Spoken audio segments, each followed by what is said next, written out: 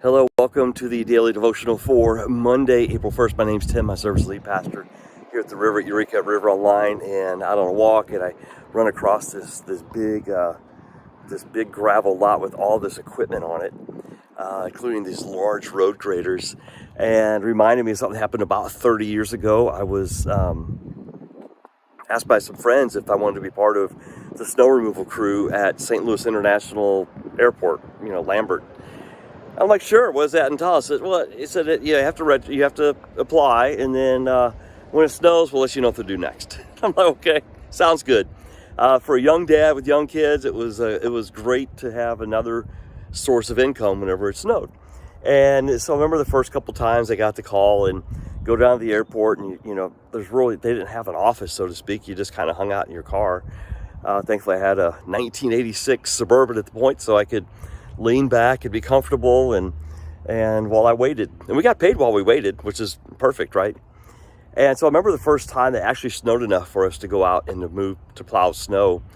And I was just rested in the Suburban. It was like 2:00 in the morning. Someone knocked on my door and said, "Hey, it's time to go." I said, "Where are we going?" I said, "We're going to start plowing snow." I said, "Okay, what am I going to do it in?" And they pointed to one of these things, which I had never ever operated in my life.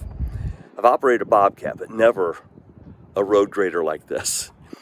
And inside the cab, it seems like dozens of levers. There's multiple foot pedals, all kinds of gauges and buttons and knobs and all this kind of stuff. And I said, I've never driven one of those. They said, I'll teach you. And so we jumped in the cab, both of us. I was standing, he was sitting. And he said, I want you to pay attention where I'm putting my feet, where I'm putting my hands, how I'm looking around, how I'm paying attention to my surroundings, to the gauges and everything. So I was taking it all in. I was watching his feet move on all these different pedals, and this lever would do that. That would raise it. This would lower it. This would move it to the left, to the right, up and down, all these different kinds of things. He said, you got it? I said, I think I got it. And I was off and running in this huge piece of equipment. And a couple things as I'm standing here remembering that, it's helpful to have someone to teach you. I mean, I probably could have jumped in that thing and probably figured it out, but having someone to show me all the different things was immensely helpful. And I think the same is true when we go to live our life of faith and to follow Jesus as disciples, learners, followers of Jesus. It's helpful to have someone. In the New Testament, the Apostle Paul is writing to Timothy, a protege of his, that Paul's been pouring into, just pouring into him. All the things about the gospel and Jesus, what it means to follow Jesus, how to proclaim Jesus and lead people to faith, and how to plant churches and lead churches and all. He's pouring into this young man called Timothy. And in the second letter, chapter 2, verse 2, I'm going to paraphrase.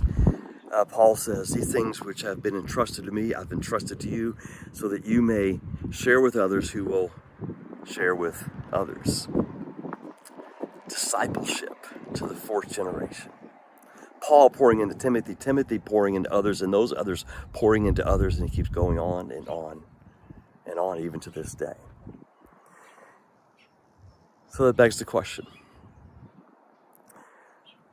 I believe every one of us should be a Paul, and every one of us should have a Timothy in our life.